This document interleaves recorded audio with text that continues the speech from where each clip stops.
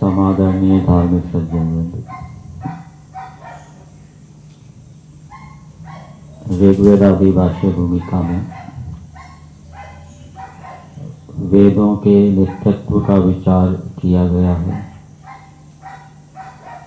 अध्याय का नाम है अथ वेदानाम नित्यत्व विचारः। क्योंकि वेद ईश्वर से उत्पन्न हुए हैं, ईश्वर की विद्या है और ईश्वर क्योंकि नित्य है इसलिए उसकी विद्या भी नित्य होनी चाहिए। क्योंकि जो पदार्थ नित्य होता है उसके गुण भी नित्य होते हैं।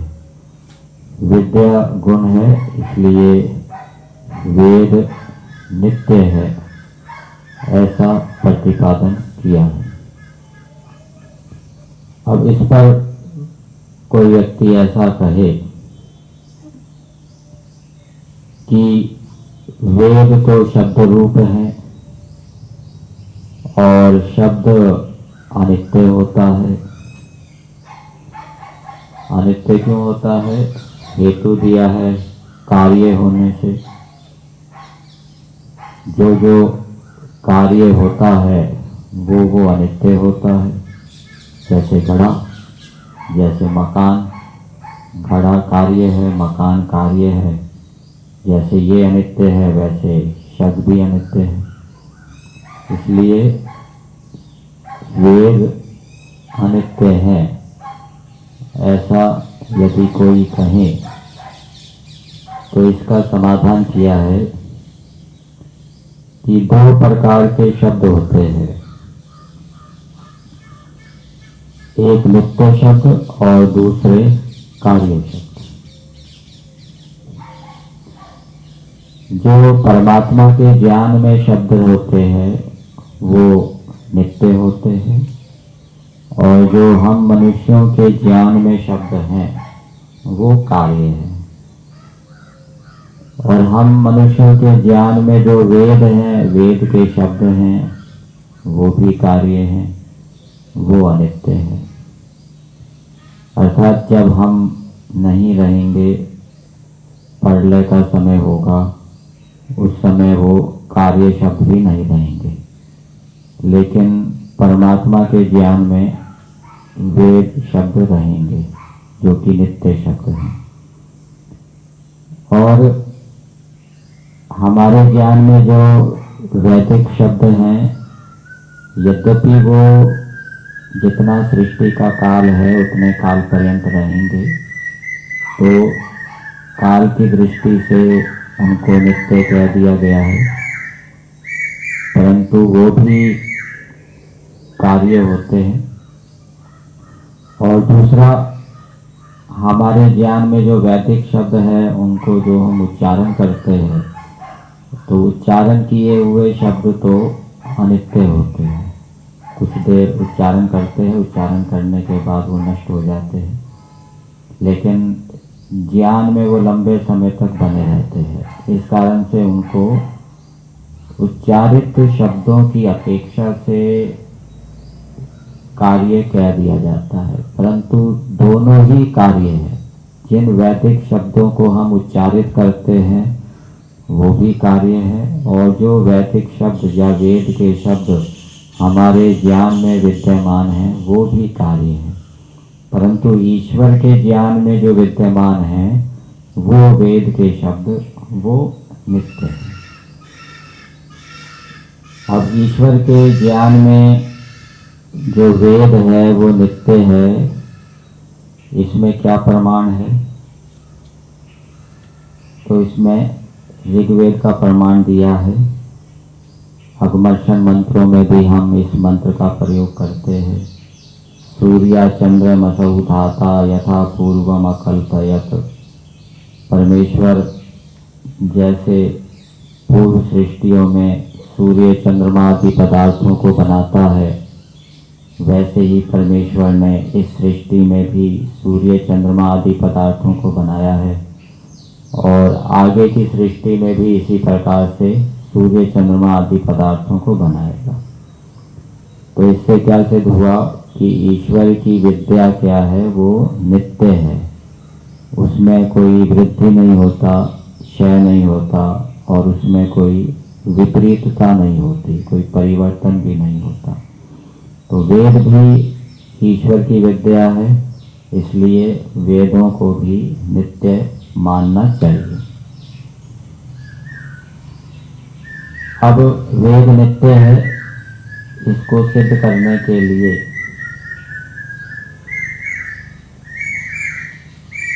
शास्त्रों का प्रमाण दिया जा रहा है। पृष्ठ संख्या 22 पे सबसे पहले व्याकरण शास्त्र का प्रमाण दिया है वेदों को नित्य सिद्ध करने के लिए। वहाँ पर दो प्रमाण दिए हैं। एक प्रमाण दिया है नित्यः शब्दा नित्येषु शब्देषु कूटस्थैः अविचालिभिः वर्णैः, एक ये प्रमाण है। और दूसरा प्रमाण दिया है श्रोत्रोपलब्धिर्बुद्धिर्निर्ग्राह्यः प्रयोगेन अभिज्वलितः आकाश देशः शब्दः। तो ये महाभाष्य का वचन है और महाभाष्य का निर्माण पतंजलि मुनि जी ने किया है। पतंजलि मुनि जी कह रहे हैं कि शब्द क्या है, नित्य होते हैं। नित्य शब्द से जो हम शब्द उच्चारित करते हैं वो तो अनित्य होते हैं, लेकिन हमारे ज्ञान में जो शब्द बने हुए हैं उनको नित्य कहा है। यद्यपि पीछे दो प्रकार के शब्द बताए थे, एक नित्य शब्द और दूसरा कार्य शब्द। और कार्य शब्द कौन से कहे थे, जो हमारे ज्ञान में विद्यमान है। हमारे ज्ञान में जो शब्द विद्यमान हैं वो कार्य पीछे कहे। और यहाँ पर पतंजलि मुनि जी क्या कह रहे हैं कि हमारे ज्ञान में जो शब्द विद्यमान हैं वो क्या है, नित्य है। तो इसमें कोई विरोध नहीं है, क्योंकि वो शब्द जो हमारे ज्ञान में विद्यमान हैं वो उच्चारित किए हुए शब्दों की अपेक्षा से बहुत लंबे काल तक, जितना सृष्टि का काल है उतने लंबे समय तक हमारे ज्ञान में रहते हैं। इस कारण से उनको उच्चारित शब्दों की अपेक्षा से नित्य कह दिया गया है, लेकिन वास्तव में वो भी क्या है, कार्य है। तो जब हमारे ज्ञान में विद्यमान शब्दों को नित्य कहा गया है तो ईश्वर के ज्ञान में विद्यमान शब्द तो अवश्य ही नित्य होने चाहिए।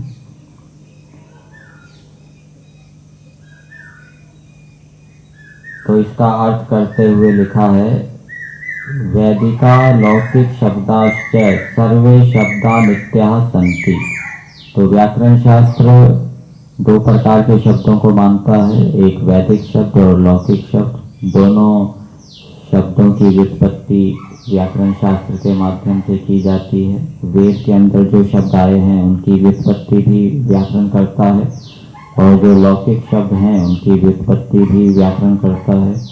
तो व्याकरण शास्त्र क्या कह रहा है कि जो वेद के शब्द हैं वो नित्य हैं। तो इससे शब्दों की, वैदिक शब्दों की नित्यता को सिद्ध किया है। फिर दूसरा प्रमाण दिया है श्रोत्रोपलब्धिर्बुद्धिर्निर्ग्राह्यः, कि ये जो शब्द है ये श्रोत्रेंद्रिय से जाना जाता है, बुद्धि से निरंतर गृहीत होता है और उच्चारण से प्रकट होता है। तो इसका अर्थ लिखते हुए महर्षि दयानंद जी लिखते हैं कान से सुन के जिनका ग्रहण होता है, अर्थात शब्दों का ग्रहण कान से होता है।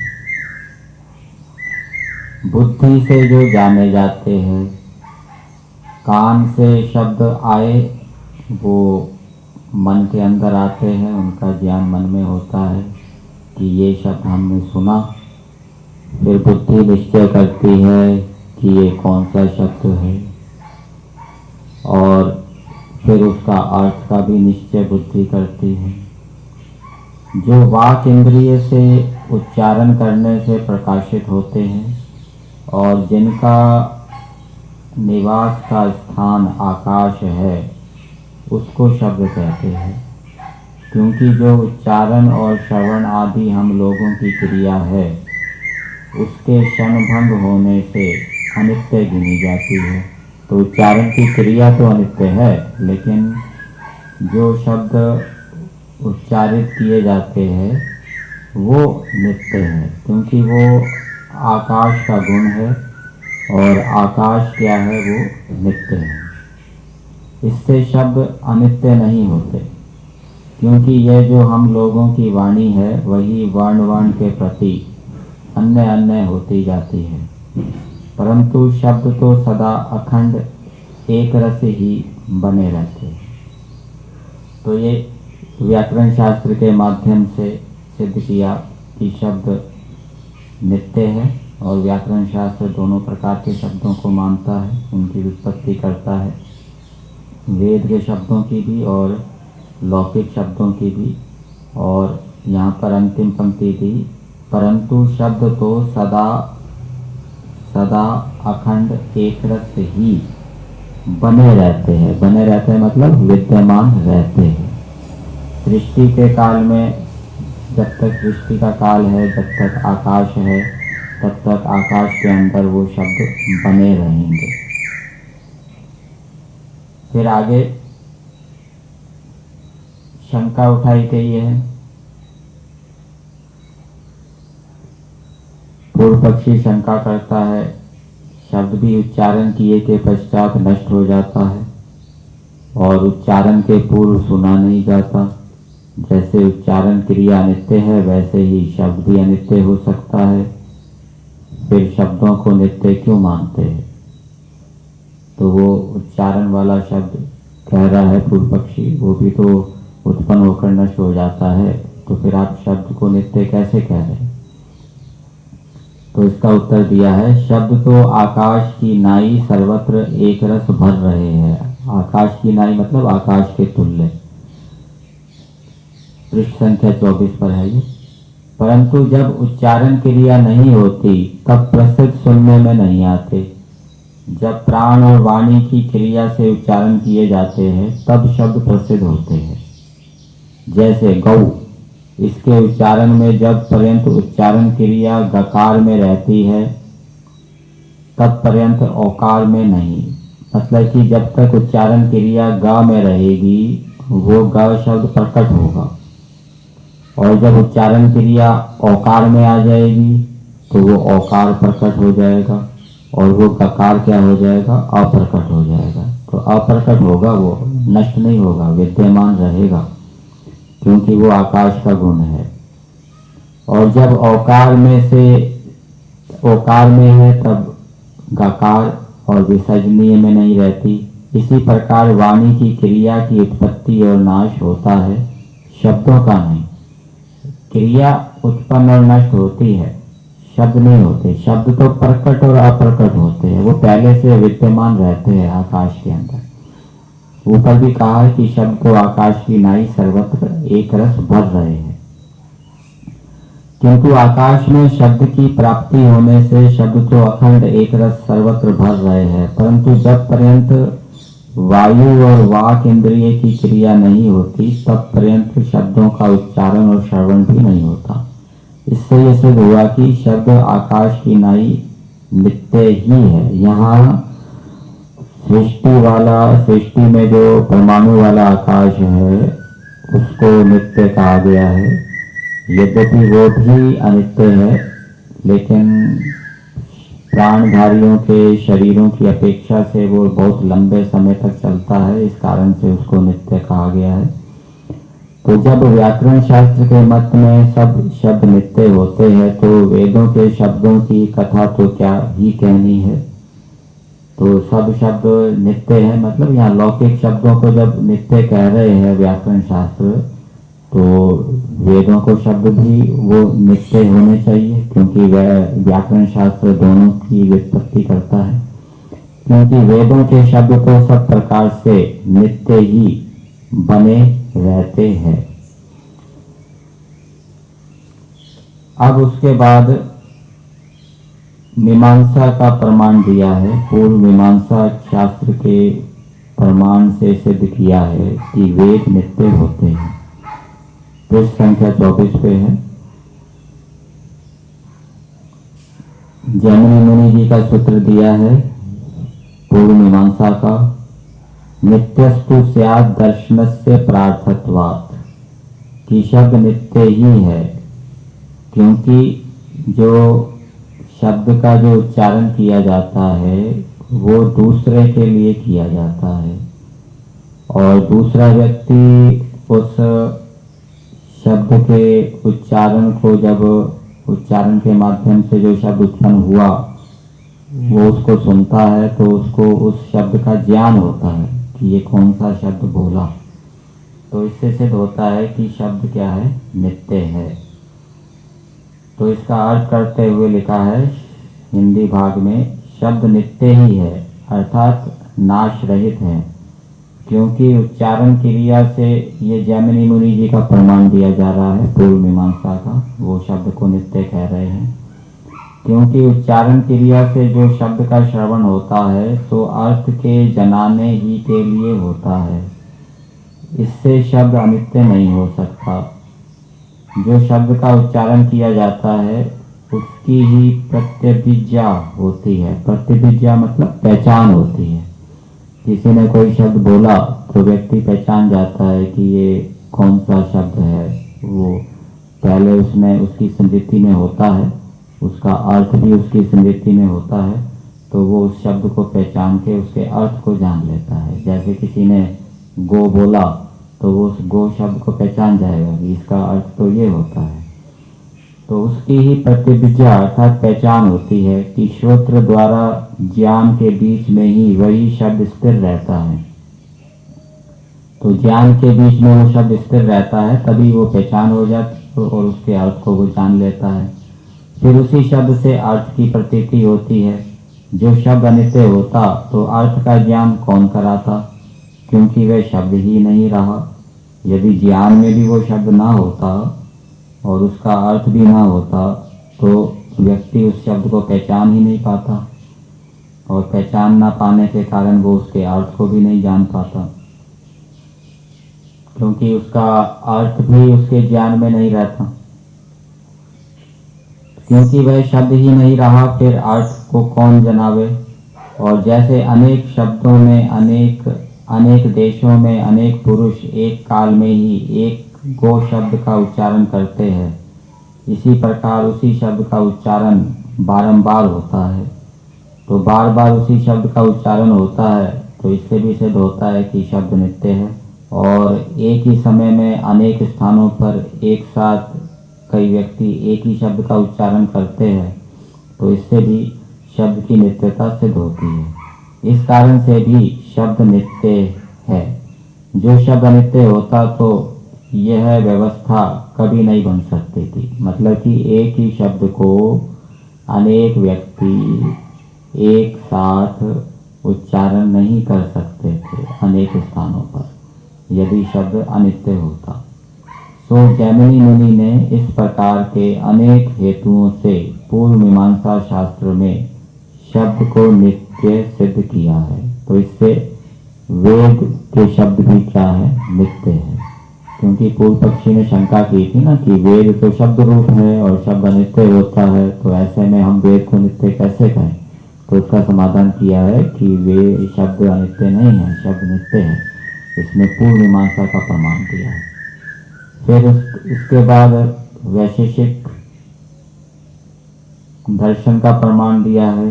कणाद मुनि जी का सूत्र दिया है, तद वचनाद आम्नायस्य प्रमाण्यम, पृष्ठ संख्या 25 पर। अब यहाँ पर बताया है कि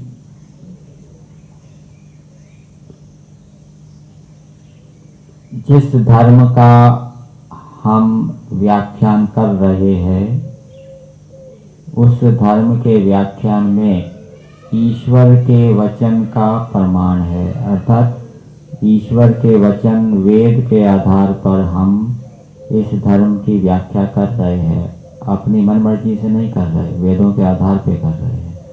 तो यहाँ पर वेद को ईश्वर की वाणी कहा है, ईश्वर का वचन कहा है, और ईश्वर नित्य है, इसलिए उसकी वाणी भी नित्य होनी चाहिए, क्योंकि ईश्वर का जो वचन है वो उसका गुण है, और जो पदार्थ नित्य होते हैं उसके गुण भी क्या है, नित्य होते हैं।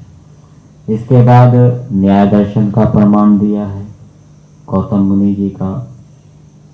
शब्द को, वेद को नित्य सिद्ध करने के लिए यहाँ गौतम मुनि जी का सूत्र दिया है न्याय दर्शन में, मंत्र आयुर्वेद प्रामाण्य वच्च तत्प्रमाण्यम आप्त प्रमाण्यात, कि जैसे हम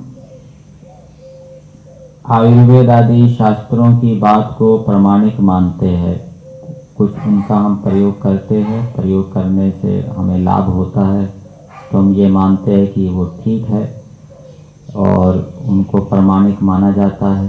तो जैसे हम ऋषि मुनियों के ग्रंथों को प्रमाणिक मानते हैं, वैसे ही ईश्वर का जो वचन है उसको भी प्रमाणिक मानना चाहिए।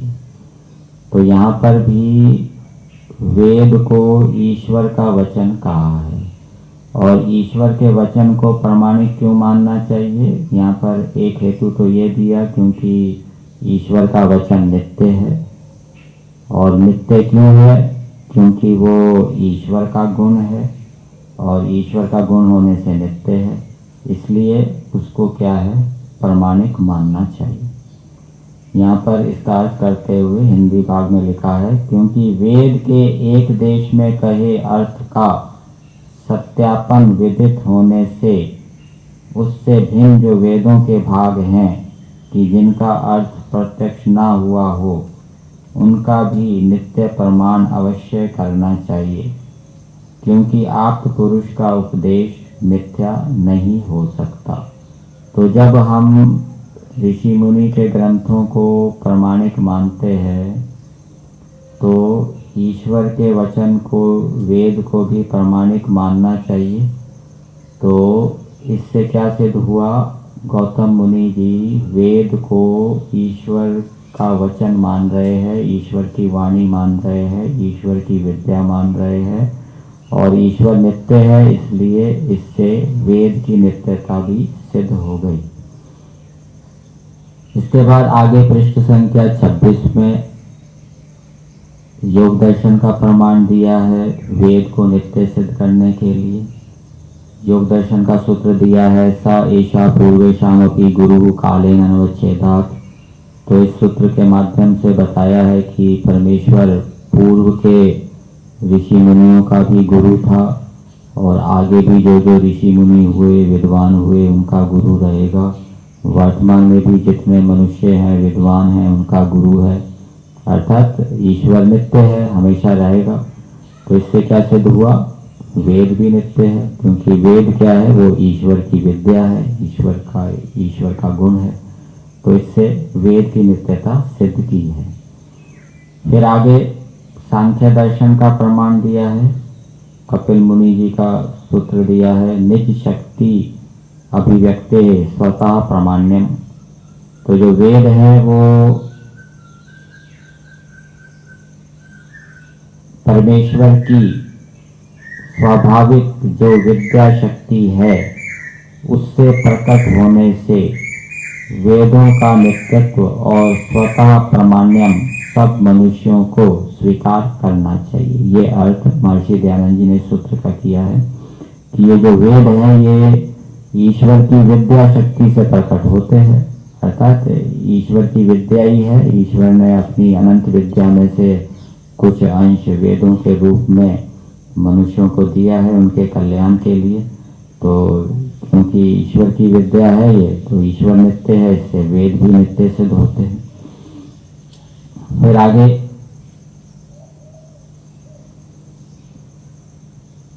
वेदांत शास्त्र का प्रमाण दिया है वेद को नित्य सिद्ध करने के लिए। वेदांत शास्त्र के अंदर व्यास मुनि जी के सूत्र हैं, उसमें एक सूत्र दिया है शास्त्र योनित्वात्, कि ये जो परमेश्वर है वो शास्त्र का कारण है, अर्थात वेद आदि शास्त्र परमेश्वर ने उत्पन्न किए हैं, इसका अर्थ दिया है। इस सूत्र के अर्थ में शंकराचार्य ने भी वेदों का को नित्य मान के व्याख्यान किया है। तो महर्षि दयानंद जी ने यहाँ पर इस सूत्र का व्याख्यान जो शंकराचार्य जी ने किया है उसको दिया है। शंकराचार्य जी सूत्र के ऊपर क्या लिखते हैं? कौन से सूत्र के ऊपर? शास्त्र योनित्वात्। शंकराचार्य जी ने वेदांत शास्त्र का भाष्य किया है और उसी भाष्य के आधार पे यहाँ पे उनके शंकराचार्य जी के वचन को दिया है। तो इस सूत्र का अर्थ करते हुए शंकराचार्य जी लिखते हैं, इसका व्याख्यान करते हुए, ऋग्वेद आदि जो चारों वेद हैं, ये पृष्ठ संख्या 27 पर, वे अनेक विद्याओं से युक्त हैं। सूर्य के समान सब सत्य अर्थों के प्रकाश करने वाले हैं। तो देखिए शंकराचार्य जी भी उनको अनेक विद्याओं से युक्त मानते हैं और सभी सत्य अर्थों का प्रकाश करने वाला मानते हैं, वेदों को मानते हैं शंकराचार्य जी। उनका बनाने वाला सर्वज्ञ आदि गुणों से युक्त पर ब्रह्म है और वो ईश्वर की वाणी को स्वीकार करते हैं कि वेद क्या है, ईश्वर की वाणी है। क्योंकि सर्वज्ञ ब्रह्म से भिन्न कोई जीव सर्वज्ञ गुण युक्त इन वेदों को बना सके, ऐसा संभव कभी नहीं हो सकता।